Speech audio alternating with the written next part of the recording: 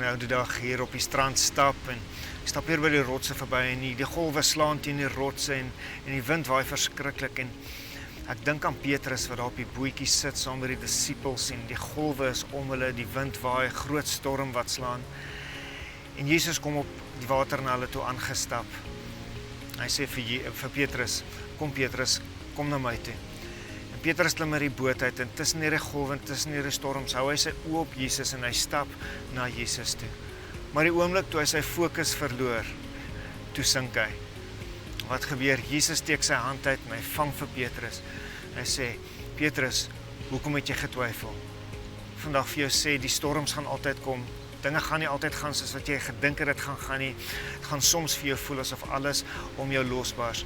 Maar hou jou fokus op Jesus. Hou jou geloof in dit wat hy gesê het, hy gaan doen. En jy sal saam met hom op die water stap. Moenie jou fokus verloor nie. Seën vir jou vir vandag.